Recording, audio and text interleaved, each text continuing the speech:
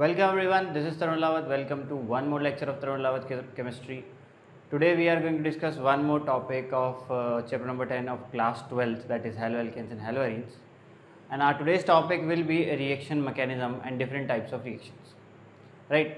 आज हम क्या पढ़ने वाले हैं कि किस किस टाइप के रिएक्शंस होते हैं और किस तरीके से वो रिएक्शंस होते हैं, यानी उनका मैकेनिज्म. राइट. अच्छा, तो टाइप्स ऑफ रिएक्शन जो हमको देखने होंगे और पूरी ऑर्गेनिक केमिस्ट्री में जो हमको टाइप्स ऑफ रिएक्शंस पढ़ने होंगे फ़िलहाल, ठीक है, उनमें पहला है एडिशन रिएक्शन. एडिशन छोड़ो, substitution reaction. Substitution reaction. Substitution reaction में क्या होता है? सब्स्टिट्यूट आप जानते हो, किसी एक की जगह दूसरा ले लेता है ना, तो सब्स्टिट्यूट हो जाता है वो, मतलब वो सब्स्टिट्यूट होता है एक चीज़ का कोई दूसरा. तो इसमें क्या होगा, इस रिएक्शन में क्या होता है कि एक मॉलिक्यूल किसी दूसरे मॉलिक्यूल को डिस्प्लेस करके खुद वहाँ बैठ जाता है. जैसे कि इसका एक एग्जांपल अगर हम लें तो लेट्स सपोज ये एक हमारे पास एक अल्काइल हैलाइड है या हेलोअल्केन है, आप बोल सकते हो, ठीक है. तो ये अल्काइल ग्रुप और ये हैलाइड, इसका रिएक्शन अगर आप KCN के साथ कराएं तो यहाँ पे क्या होगा, Br हट जाएगा और यहाँ Cn लग जाएगा. राइट. तो हमको जो फाइनली रिएक्शन मिलेगा Cn और साथ में जो प्रोडक्ट बनेगा वो होगा KBr. ठीक है. इस रिएक्शन को हम क्या बोलेंगे? Substitution reaction. और कौन सा रिएक्शन पॉसिबल है? तो और होता है addition reaction. Addition reaction. Addition reaction में क्या होता है, एक कंपाउंड में दूसरा कंपाउंड पूरा का पूरा ऐड हो जाता है. राइट. तो इसका एक एग्जांपल लेते हैं कि ये है हमारे पास एक अल्कीन, लेट्स सपोज प्रोपीन है, और अगर हम इसका रिएक्शन करा दें HBr के साथ, ठीक है, तो इसमें Br भी जुड़ जाएगा और H भी यहाँ पे आके बॉन्ड बना लेगा. ठीक है. Br यहाँ जुड़ जाता है और H यहाँ जुड़ जाता है और बीच का डबल बॉन्ड गायब हो जाता है. हमको क्या मिलता है? CH3 CH CH3 और बॉन्ड क्या लगा हुआ है? Br बॉन्डेड है बीच में. तो आप देख रहे हो पूरा का पूरा मॉलिक्यूल इस मॉलिक्यूल के अंदर आके ऐड हो गया. इस रिएक्शन को हम क्या बोलते हैं? Addition reaction. राइट. आगे बढ़ लेते हैं. और कैसा रिएक्शन पॉसिबल है? तो और हमारे पास तीसरा रिएक्शन पॉसिबल है, elimination reaction. Right. Elimination reaction.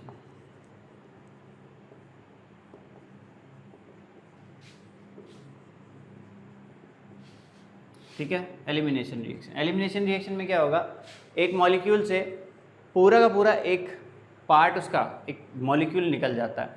एक बड़े मॉलिक्यूल के अंदर से एक छोटा पार्ट निकल के नया मॉलिक्यूल बन के निकल जाता है, यानी कि पूरा का पूरा मॉलिक्यूल, एक बड़े मॉलिक्यूल में से एक छोटा मॉलिक्यूल एलिमिनेट हो जाता है. ठीक है. तो यही रिएक्शन देखो, अगर इस रिएक्शन का रिवर्स देखें हम, ठीक है, ये रिएक्शन को अगर हम रिवर्स कराएं, यानी कि हमारे पास एक अल्काइल हैलाइड है कुछ इस तरीके से, और अगर हम इसका रिएक्शन कराएं अल्कोहलिक KOH के साथ. राइट. ये एक रिएजेंट है हमारा. अल्कोहल की प्रेजेंस में क्या है, एक बेस है KOH. राइट. मीडियम अल्कोहलिक है जिसमें हमारा बेस पड़ा हुआ है. तो इसमें क्या होगा, एलिमिनेशन हो जाएगा. यहाँ से Br भाग जाएगा और यहाँ से H निकल जाएगा. तो इस मॉलिक्यूल में इस कार्बन से Br एलिमिनेट हो जाएगा और यहाँ से हाइड्रोजन एलिमिनेट हो जाएगा. तो यहाँ से Br एलिमिनेट होगा, यहाँ से हाइड्रोजन एलिमिनेट होगा. तो क्या मिलेगा आपको? CH3 सिंगल बॉन्ड CH और सिंगल बॉन्ड CH2 और बीच में यहाँ क्या आ जाएगा, डबल बॉन्ड आ जाएगा. राइट. क्योंकि कार्बन की वैलेंसी तो कंप्लीट होनी है. यहाँ से एक बॉन्ड चला जाएगा, यहाँ से एक बॉन्ड चला जाएगा, तो एक कार्बन के पास 3 बॉन्ड रहेंगे. तो वो कार्बन को एक बॉन्ड की रिक्वायरमेंट और होगी, इसलिए वो आपस में क्या बना लेते हैं, डबल बॉन्ड. ठीक. और हाइड्रोजन और Br जुड़ के क्या बना लेंगे, HBr. तो अब देखो, इस बड़े मॉलिक्यूल में से एक छोटा मॉलिक्यूल एलिमिनेट होके बाहर निकल गया. इस रिएक्शन को हम क्या बोलते हैं? Elimination reaction. तो पूरी ऑर्गेनिक केमिस्ट्री में यही 3 टाइप के रिएक्शन ज़्यादातर आएंगे, यही रिपीट होते रहेंगे. राइट. या तो हमें सब्स्टिट्यूशन रिएक्शन देखने को मिलेगा, या हमको एडिशन देखने को मिलेगा, या एलिमिनेशन देखने को मिलेगा.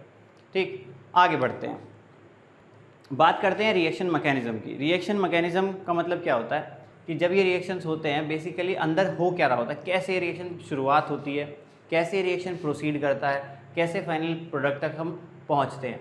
ठीक है. तो उस पूरे प्रोसीजर को, उस पूरी कहानी को हम क्या बोलते हैं? Reaction mechanism. ठीक है. एक 2 रिएक्टेंट्स ने रिएक्शन किया और फाइनली आप कहाँ पहुँचे? प्रोडक्ट तक. तो उसमें क्या क्या स्टेप्स इन्वॉल्व होती हैं, उन सारी स्टेप्स को हम स्टडी करते हैं और उस पूरी पिक्चर को, उस पूरी स्टोरी को हम बोलते हैं रिएक्शन मैकेनिज्म, राइट। अच्छा, तो अब हम ये तीनों टाइप के जो रिएक्शन हमने पढ़े हैं इनके हम क्या देखेंगे, रिएक्शन मैकेनिज्म, राइट। तो हम क्या पढ़ रहे हैं, हम पढ़ रहे हैं सब्स्टिट्यूशन रिएक्शन। अब सब्स्टिट्यूशन रिएक्शन भी हमारे पास 3 टाइप के पॉसिबल हैं। एक होता है न्यूक्लियोफिलिक सब्स्टिट्यूशन रिएक्शन, एक होता है इलेक्ट्रोफिलिक सब्स्टिट्यूशन रिएक्शन, और एक फाइनली हमारे पास होता है फ्री रेडिकल सब्स्टिट्यूशन रिएक्शन। तो हम सबसे पहले पढ़ेंगे न्यूक्लियोफिलिक सब्स्टिट्यूशन रिएक्शन के बारे में, ठीक है। हम किसका पढ़ेंगे रिएक्शन मैकेनिज्म, न्यूक्लियोफिलिक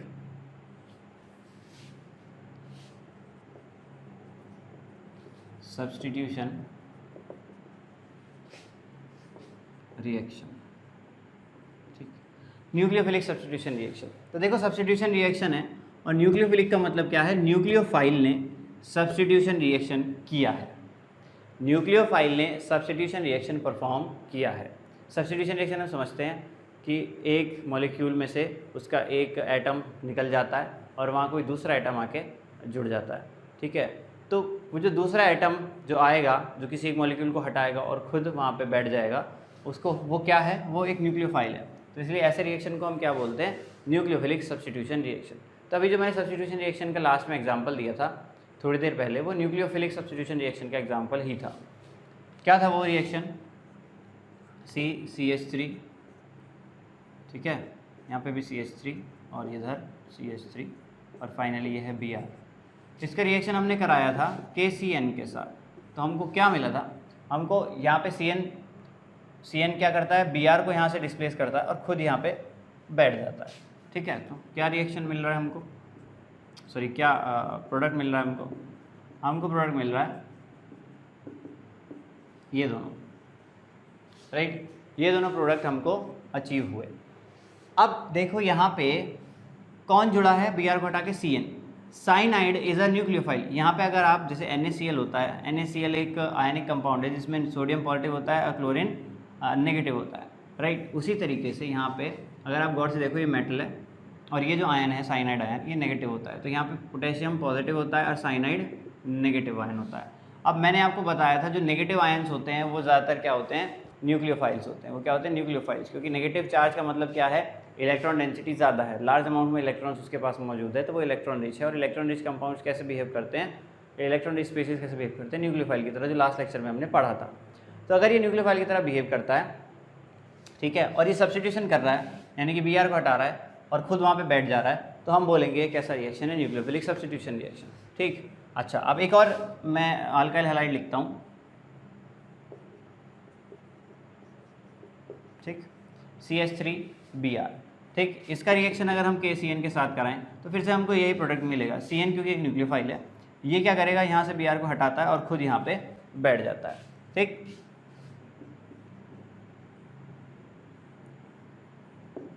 तो हमको क्या प्रोडक्ट मिलता है, फिर से वही, यहाँ साइनाइड और ये हो गया KBr, ठीक। तो दोनों ही न्यूक्लियोफिलिक सब्स्टिट्यूशन रिएक्शन है।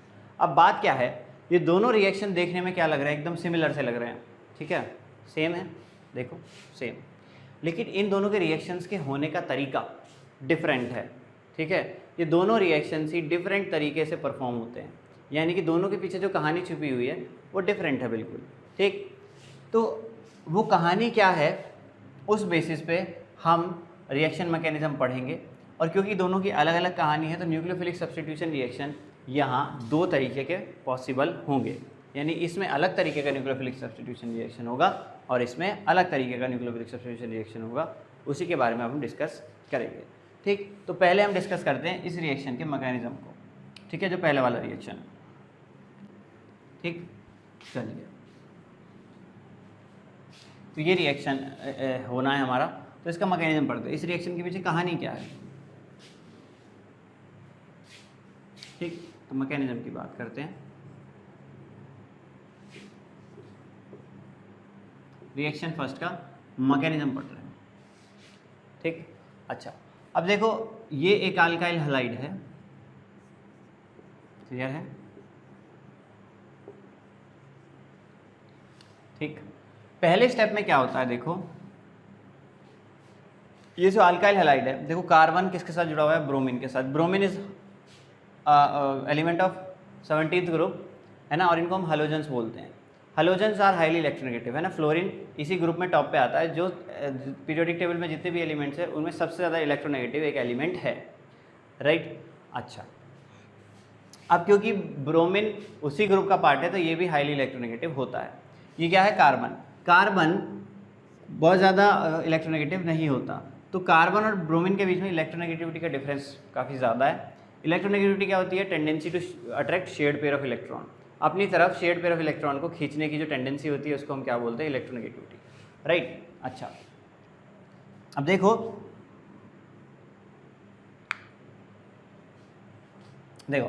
अब कार्बन और ब्रोमीन के बीच में क्योंकि इलेक्ट्रोनेगेटिव का डिफरेंस है, ब्रोमीन क्या करता है, ब्रोमीन ज़्यादा इलेक्ट्रोनेगेटिव होने के कारण ये जो शेयर्ड पेयर ऑफ इलेक्ट्रॉन है इसको अपनी तरफ खींचता है, और काफ़ी देर तक कोशिश करने के बाद जब ये रिएक्शन हम प्रोसीड कराते हैं तो इन कंडीशंस के अंडर ये क्या करता है, ब्रोमीन ये पूरा का पूरा बॉन्ड निकाल लेता है और यहाँ से लीव कर जाता है। तो अगर ये पूरा का पूरा बॉन्ड यहाँ से निकाल लेगा और लीव कर जाएगा तो यहाँ पे क्या हो जाएगा, बॉन्ड क्लीवेज, यानी बॉन्ड यहाँ पे क्या हो जाएगा, ब्रेक हो जाएगा। अगर यहाँ बॉन्ड ब्रेक हो जाएगा तो देखो क्या होगा,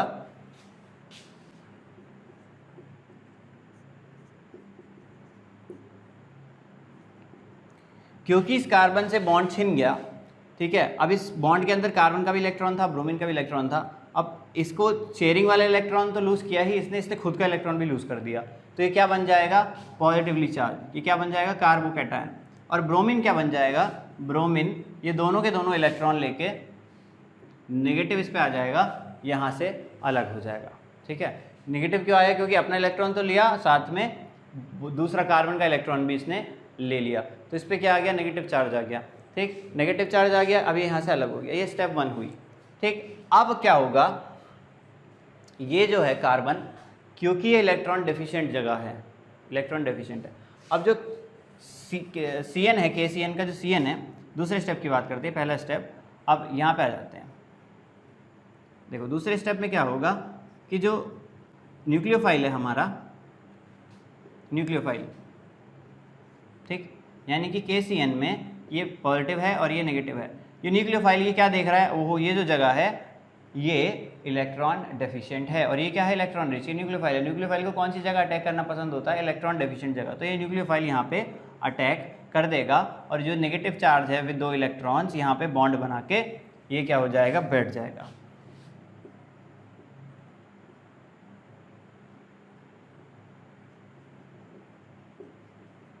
राइट। और फाइनली ये पोटेशियम और ये वाला Br आपस में मॉलिक्यूल बना लेंगे KBr। तो क्लियर है, तो जो मैकेनिज्म हुआ वो 2 स्टेप में हुआ, मैकेनिज्म जो हुआ 2 स्टेप में हुआ। अब हम क्या करेंगे, इस रिएक्शन की कुछ प्रॉपर्टीज़, बेसिक प्रॉपर्टीज़ को लिखते हैं। पहली है, it is a 2 step reaction, it is a 2 step reaction, ये 2 स्टेप रिएक्शन है, ठीक। दूसरा, जो पहला स्टेप होता है वो स्लो होता है और जो दूसरा स्टेप होता है वो फास्ट होता है। स्लो क्यों होता है, क्योंकि Br काफ़ी देर तक मेहनत करने के बाद यहाँ से बॉन्ड को हटा के निकालता है, ठीक है, काफ़ी मशक्क़त करने में, तो ये Br को बॉन्ड निकालने में यहाँ से थोड़ा सा टाइम लगता है, तो इसलिए पहला स्टेप जो होता है वो स्लो होता है, ठीक है। तो फर्स्ट स्टेप इज स्लो, और जैसे ही Br हटता है, पॉजिटिव चार्ज यहाँ पे आता है, तुरंत न्यूक्लियोफाइल हाथों हाथ क्या कर देता है ना, इंस्टेंटेनियसली यहाँ पे अटैक कर देता है। तो सेकंड स्टेप होती है fast, second step is fast, ठीक, सेकंड स्टेप हमारी फास्ट होती है। अब क्या होता है, देखो इस रिएक्शन का जो रेट है, ये कोई भी रिएक्शन का जो रेट है वो, उसमें अगर एक रिएक्शन में मान लो मल्टीपल स्टेप है, 2 हैं, 3 हैं, 4 हैं, 8 है, 10 है, तो वो जो रिएक्शन का रेट है वो स्लो स्टेप्स पे डिपेंड करता है। जो बहुत ज़्यादा स्लो स्टेप्स होंगी सिर्फ उन पे ही रिएक्शन का मेजर रेट डिपेंड करता है। तो यहाँ तो वैसे भी 2 स्टेप है, ठीक। तो यहाँ पे जो स्लो स्टेप है वो ये वाली है, ठीक। अब क्यों स्लो स्टेप पे डिपेंड करता है, तो उसका सीधा सीधा कारण ये है कि लेट्स सपोज आपको एक जगह से दूसरी जगह ट्रैवल करना है, ठीक, एक जगह से दूसरी जगह ट्रैवल करना है, ठीक है, आप कार से जा रहे हो, ठीक, और लेट्स सपोज वो रास्ता 6 घंटे का है, ठीक। अब क्या हो कि उस रूट पे लेट्स सपोज 10 किलोमीटर का एरिया ऐसा है जहाँ पे बहुत ज़्यादा ट्रैफिक जाम है, या 20 किलोमीटर का एरिया ऐसा है जहाँ पे बहुत ज़्यादा ट्रैफिक जाम है, ठीक है, हर 5 मिनट में गाड़ी थोड़ी थोड़ी खिसकती है आपकी आगे, ठीक।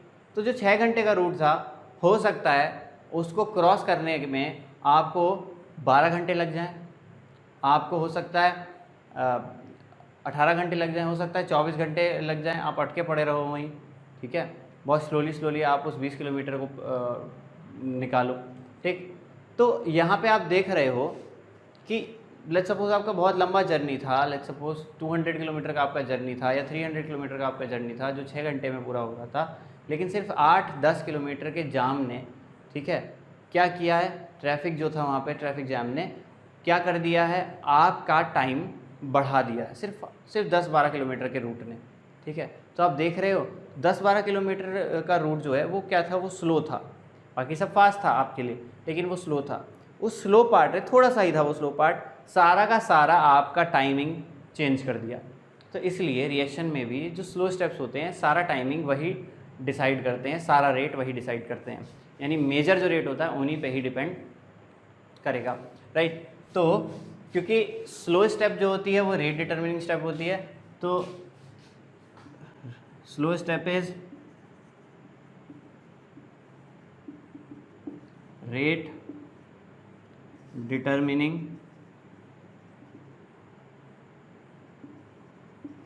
Slow step rate determining step होती है, इसलिए इस रेट, ये जो रेट होगा इस रिएक्शन का वो डायरेक्टली प्रोपोर्शनल होगा स्लो स्टेप में जो रिएक्टेंट है उसकी कंसंट्रेशन पे भाई, क्योंकि सारा का सारा रेट इस बात पे डिपेंड कर रहा है कि कब ये मॉलिक्यूल ब्रेक होगा, कब यहाँ से Br जाएगा।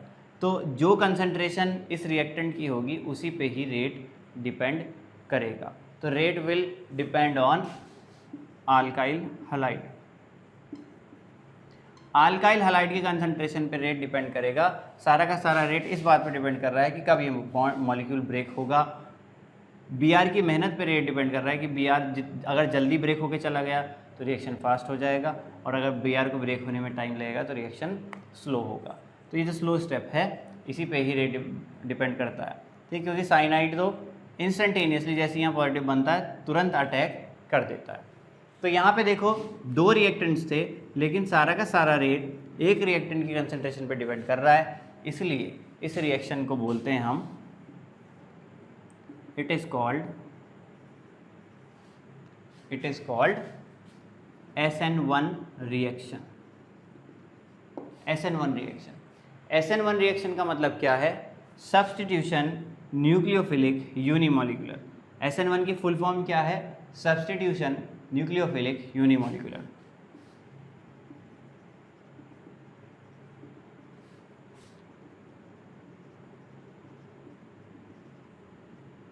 सब्स्टिट्यूशन न्यूक्लियोफिलिक यूनिमॉलिक्यूलर, ठीक है। चलो उधर लिख देता हूँ, SN1 का मतलब मैं यहाँ लिख देता हूँ, ठीक है। SN1 का मतलब क्या है, सब्स्टिट्यूशन न्यूक्लियोफिलिक यूनिमॉलिक्यूलर,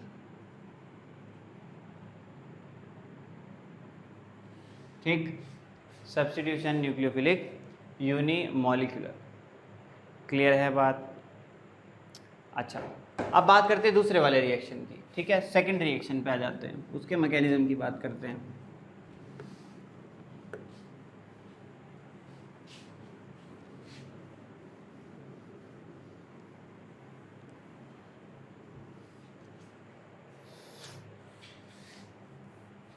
ठीक, रिएक्शन मैकेनिज्म,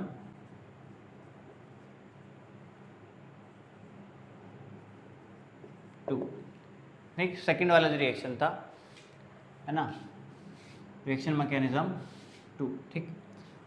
देखो इसमें क्या होता है, देखो रिएक्शन में क्या लिखवाया था मैंने आपको, CH3Br, इसका रिएक्शन आप कराते हैं KCN के साथ, राइट। अच्छा, इसमें क्या होगा, देखो पहले स्टेप की अगर हम बात करें, इसमें पहला स्टेप होगा तो यहाँ पे क्या होगा कि Br को यहाँ से जाना है निकल के, ठीक, Br को यहाँ से जाना है निकल के, क्यों निकल के जाना है, इलेक्ट्रोनेगेटिव का डिफरेंस है, बी आर ज़्यादा इलेक्ट्रोनेगेटिव है, शेड पेयर ऑफ इलेक्ट्रॉन को अपनी तरफ खींच रहा है और ये यहाँ से इसको ब्रेक करके जाएगा अंडर रिएक्शन कंडीशंस है ना, जो कंडीशंस हमने लगाई हैं जिनमें रिएक्शन प्रोसीड करेगा, जैसे ही उन कंडीशंस को हम फुलफिल करेंगे रिएक्शन स्टार्ट हो जाएगा। तो बी आर यहाँ से बॉन्ड को निकाल के ले जाना चाहता है, लेकिन अगर देखो बी आर यहाँ से निकल गया तो ये क्या बन जाएगा, एक कार्बोकैटायन बन जाएगा और बी आर यहाँ से अलग हो जाएगा। लेकिन ये देखो ये जो कार्बोकैटायन है ना तो ये प्राइमरी है ना ये सेकेंडरी है ना ये टर्शरी है। कार्बोकैटायन की स्टेबिलिटी आपको पढ़ाई थी, प्राइमरी कम स्टेबल होता है, सेकेंडरी और ज़्यादा स्टेबल होता है, टर्शरी सबसे ज़्यादा स्टेबल होता है, ठीक है। और ये तो ना प्राइमरी है ना सेकेंडरी है ना टर्शरी है। तो ये जो है ये क्योंकि अनस्टेबल कार्बोकैटायन है, ये पॉजिटिव चार्ज झेल नहीं सकता, ये पॉजिटिव चार्ज को संभालने लायक है ही नहीं, इसलिए ये बी आर को यहाँ से जाने ही नहीं देता, ठीक है।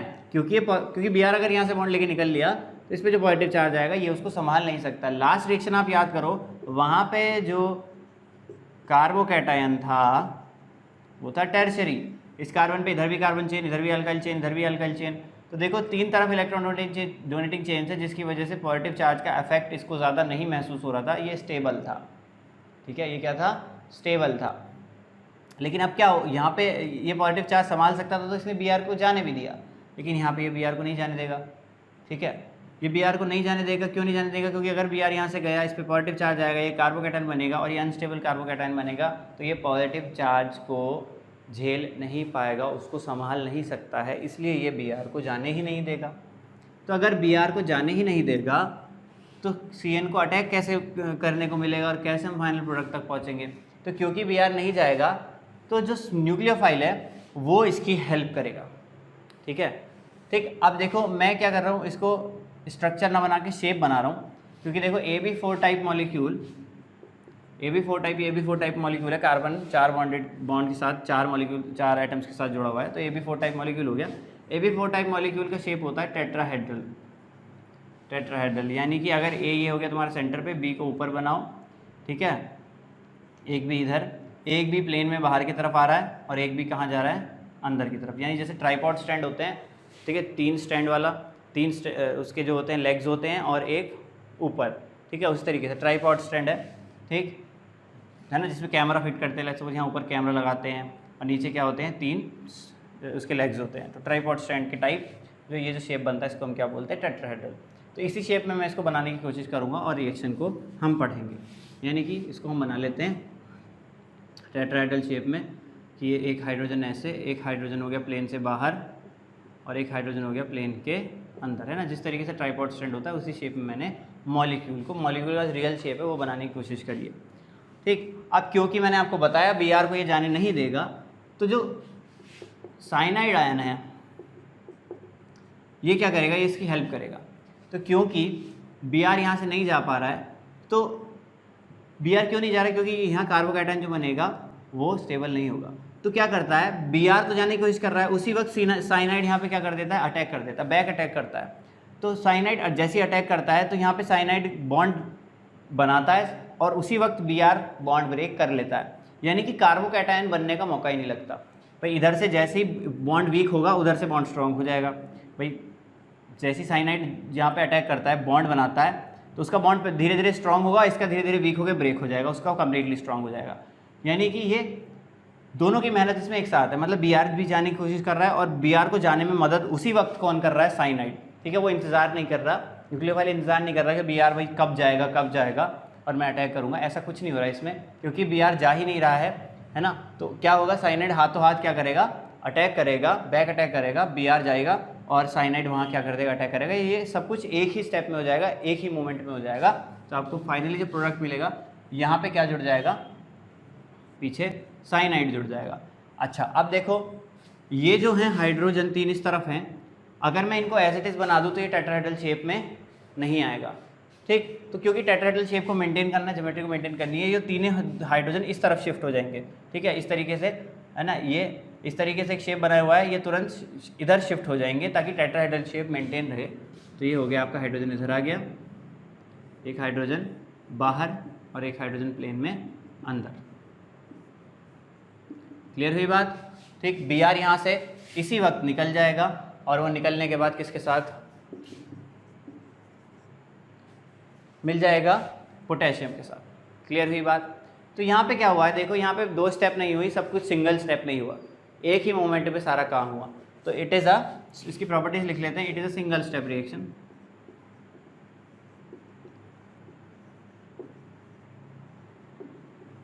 और फास्ट होता है। अब जो रेट है, अब एक बात बताओ, इसमें खाली इसकी मेहनत थोड़ी ना है, Br जाने की मैं कोशिश कर रहा है और Cn उसको जाने में मदद कर रहा है, तो यानी अल्काइल हैलाइड और न्यूक्लियोफाइल दोनों की मेहनत लगी है। तो rate is directly proportional to concentration of alkyl halide and nucleophile, दोनों की मेहनत लगी है। अब चूंकि दोनों की मेहनत लगी है, इसलिए इस रिएक्शन को कहते हैं, it is called SN2 reaction. It is called SN2 reaction. SN2 का मतलब क्या होगा, क्या फुल फॉर्म होगी, सब्स्टिट्यूशन न्यूक्लियोफिलिक बायमॉलिक्यूलर। बायमॉलिक्यूलर का मतलब 2 मॉलिक्यूल्स, दोनों मॉलिक्यूल्स पे डिपेंड कर रहा है। यूनिमॉलिक्यूलर मतलब सिंगल मॉलिक्यूल पे डिपेंड कर रहा था, अब दोनों मॉलिक्यूल पे डिपेंड कर रहा है, राइट। अच्छा, अब एक चीज़ और है इसमें समझने की, देखो कार्बन में जो हाइड्रोजन थे वो इस तरफ लगे हुए थे, और ये जो है पूरी की पूरी ज्योमेट्री पलट गई, ऐसे हो गई, जैसे Cn इधर जुड़ा, ये हाइड्रोजन तीनों इधर शिफ्ट हो गए, है ना, ऐसे थे ये सारे हाइड्रोजन इस तरीके से थे, और ये इधर घूम गए, इनका मुँह इधर हो गया, है ना, इस तरीके से अपना एंगल इन्होंने चेंज कर लिया, रिपेल होकर इधर शिफ्ट हो गई है। तो क्या हुआ, ज्योमेट्री पलट गई है, ज्योमेट्री उल्टी हो गई है ना, ज्योमेट्री जो इधर थी वो इधर शिफ्ट हो गई है। तो हम बोलेंगे इन्वर्जन ऑफ ज्योमेट्री हुआ है यहाँ पे, भाई ज्योमेट्री यहाँ से यहाँ पहुँच गई, भाई इधर से उधर शिफ्ट हो गई ज्योमेट्री, ये हाइड्रोजन इधर थे और ये इधर शिफ्ट हो गए, ठीक है। इस प्रोसेस को हम बोलते हैं inversion of geometry, inversion of geometry, इसको हम बोलते हैं इन्वर्जन ऑफ ज्योमेट्री। तो SN1 में कुछ इन्वर्जन ऑफ ज्योमेट्री नहीं होता, लेकिन SN2 में इन्वर्जन ऑफ ज्योमेट्री होता है, ठीक है। अब SN1 में याद करो, अगर कब SN1 होगा कब SN2 होगा, तो SN1 तब होता है जब आपका अल्काइल हैलाइड स्टेबल हो, यानी वो टर्शरी हो, क्या हो, टर्शरी, ठीक। और SN2 कब होता है, जब क्या हो, वो आपका या तो वो नॉर्मल अल्काइल हैलाइड हो या वो प्राइमरी हो, है ना, या तो नॉर्मल अल्काइल हैलाइड हो या प्राइमरी हो। प्राइमरी का मतलब समझ रहे हो ना कि या तो इस पर एक ही कार्बन चेन होती, इस कार्बन पे एक कोई कार्बन चेन होती, लेकिन यहाँ तो कोई भी कार्बन चेन नहीं है, तो एकदम नॉर्मल है ना। तो ऐसे केसेस में क्या होता है, SN1। तो क्लियर हुई बात, कब SN2 होगा कब SN1 होगा। तो हमको पहचानने के लिए आते हैं, हमको अलग अलग टाइप के मॉलिक्यूल्स दिए जाते हैं और हमसे बोला जाता है कि बताओ इनमें कौन SN1 करेगा, कौन SN2 करेगा। क्लियर है, तो वो हमको पहचानना होगा। तो वो सब मॉलिक्यूल्स पे जो क्वेश्चंस होंगे वो डिस्कस करेंगे हम अगले लेक्चर में। इस लेक्चर में हम इतना ही पढ़ेंगे, बाकी बात करेंगे नेक्स्ट लेक्चर में।